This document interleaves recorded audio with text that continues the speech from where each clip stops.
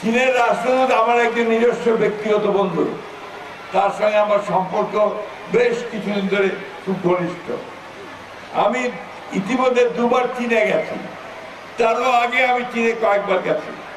কিন্তু চীন প্রতিদিনই বদলায়, প্রতিদিনই তার উন্নত হয়, উন্নত থেকে উন্নততর হচ্ছে। আজকে সারা পৃথিবীতে চীন একটা শক্তিশালী দেশে পরিণত হয়েছে। চীন সবচেয়ে বেশি এখন তাদের জনগণের কল্যাণ করেছে। এখন বিভিন্ন দেশে তারা আমাদেরকে সমর্থন, সেইভাবে আমাদেরকেও সমর্থন দিচ্ছে। আমাদের উন্নয়নের ক্ষেত্রে তারা আমাদেরকে সমর্থন দিচ্ছে। আমাদের রাস্তাঘাট, ব্রিজ, কালভার্ট, ইউনিভার্সিটি, এগুলো তারা বাংলা থেকে আমাদেরকে সমর্থন দিচ্ছে।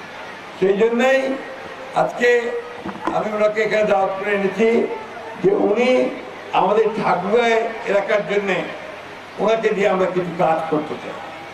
সেই কাজগুলোর মধ্যে হচ্ছে আমাদের এখানে আমরা শিল্প কলকারখানা তৈরি করতে চাই। সেই শিল্প কলকারখানা তৈরি করাতে উনি আমাদেরকে সাহায্য করবেন।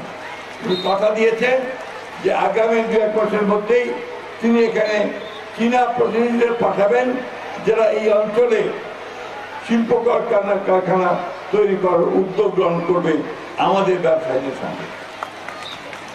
প্রিয় ছেলেমেয়েরা এবং প্রিয় ভাই বোনেরা, যারা গার্জিয়ানস আছেন, যারা এখানে অভিভাবক আছেন, আপনারা সবসময় মনে রাখবেন যে কোনো জাতি কখনো এমনি এমনি উন্নত হতে পারে না।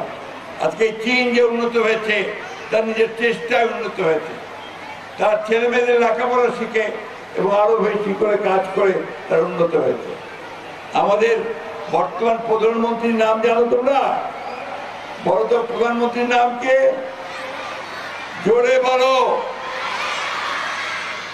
তিনিও বলেছেন তিনি শিশুদের সঙ্গে কাজ করতে চান, শিশুদেরকে আরো বেশি লেখাপড়া শেখাতে চান, তাদেরকে উন্নত করতে চান।